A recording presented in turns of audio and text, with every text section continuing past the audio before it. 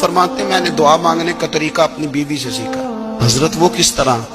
فرمانے لگے میری بیوی نے نا مجھے کوئی کام بتایا، کچھ پیسوں کی ضرورت کے لیے کہا، تو میں نے اسے کہا کہ بھئی ابھی میرے پاس نہیں ہے، کچھ دنوں میں آتے ہیں تو میں دے دوں گا۔ عورتوں کی عادت ہوتی ہے وہ بار بار یاد کراتی ہیں۔ 2-4 دنوں کے بعد پھر اس نے کہا حضرت وہ میں نے کہا تھا کچھ پیسے، میں نے اسے کہا کہ ابھی میرے پاس نہیں ہے، کچھ دنوں میں ملتے ہیں تو میں تمہیں دے دوں گا۔ اس نے کچھ دنوں کے بعد پھر کہا حضور وہ میں نے کچھ پیسے کہے تھے۔ فرماتے میں نے ڈانٹ دیا، میں نے کہا کہ کیا تو روز مجھے شرمندہ کرتی ہے، کہا نا میرے پاس نہیں ہے، ہوں گے تو دے دوں گا، تو روز یاد کراتی ہے۔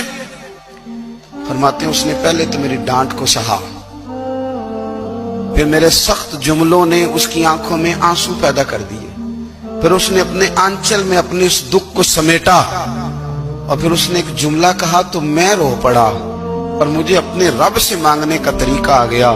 مجھے کہنے لگی حضرت جی آپ نے ڈانٹ دیا، میں نے سہ لیا، پر آپ ہی میرے شوہر ہیں، بتائیں نا آپ سے نہ کہوں تو میں کس سے جا کے کہوں۔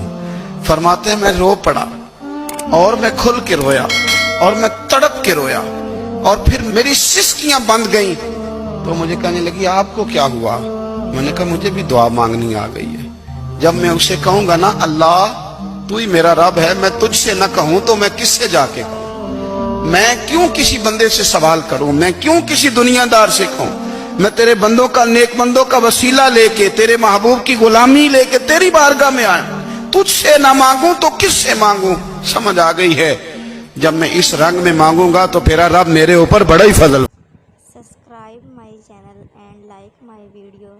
ملتے ہیں اب اگلی ویڈیو میں، تب تک